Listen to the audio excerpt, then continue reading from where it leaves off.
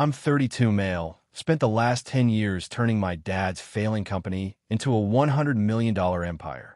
My younger brother, 36M, he spent those same 10 years drinking, partying, and burning through every opportunity handed to him. He was the golden child growing up, always bailed out, always excused. I was the responsible one, the one expected to handle things. When our dad's company started sinking, guess who had to fix it?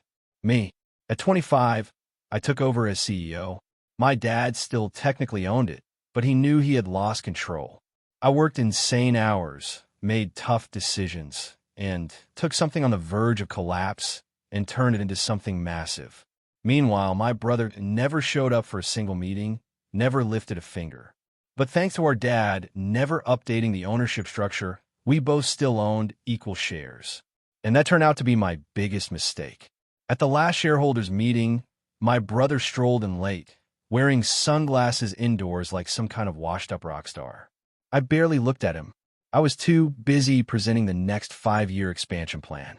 Then the company lawyer, the same guy who had been around since my dad started this business, stood up and cleared his throat. Before we continue, there's a motion on the table. I frowned. What motion? My brother smirked. To remove you as CEO. I actually laughed. You're joking. The lawyer didn't smile. I'm afraid not.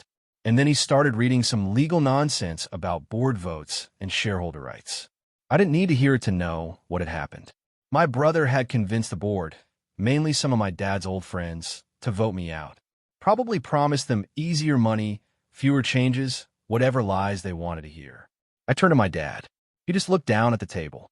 That was the moment I knew. It was over. I didn't argue, didn't plead. I just stood up, straightened my tie, and walked out. But I wasn't angry. Not really. Because I had spent the last decade making sure that if something like this ever happened, my brother would crash and burn. Monday morning, he walked into his new CEO office acting like he'd won the lottery. And in a way, he had. He'd stolen something he never worked for. But what he didn't realize was that he had just stepped into a trap. Because while he may have owned the company, I still controlled everything that mattered.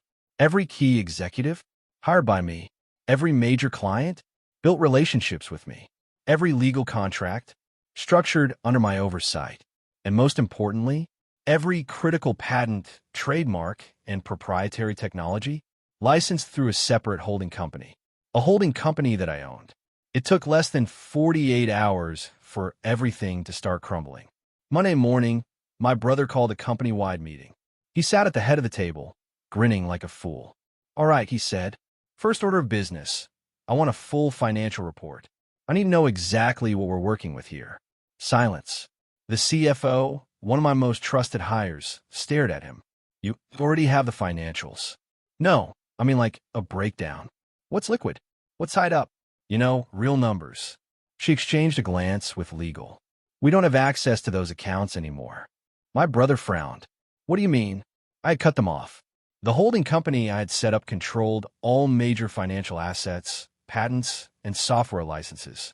And without those, the company was basically a giant, expensive paperweight. By Tuesday morning, the first major client pulled their contract. Then another. Then another. By Wednesday, our largest supplier suspended deliveries due to unresolved contract concerns. By Thursday, payroll was in jeopardy. And then, Friday morning, my brother walked into his office to find a stack of legal notices on his desk. Patent infringement, breach of contract, violation of licensing agreements. He had just taken control of a company that couldn't legally operate without my approval, and I wasn't giving it. By the following week, the panic had set in. Investors started pulling out. The board, his own allies, were now turning against him. And the banks? They wanted their money back. See, my brother never actually understood how business worked. He just saw the revenue numbers and assumed the company was rolling in cash. What he didn't realize was how leveraged it was, how much of that money was tied up in long-term contracts, investments, and obligations. With clients backing out, suppliers cutting ties, and lawsuits piling up, the company was weeks away from bankruptcy. And that's when I made my final move. I put in a bid to buy back the company. For pennies on the dollar. The board, what was left of it, had no choice. The banks wanted their money. The investors wanted out.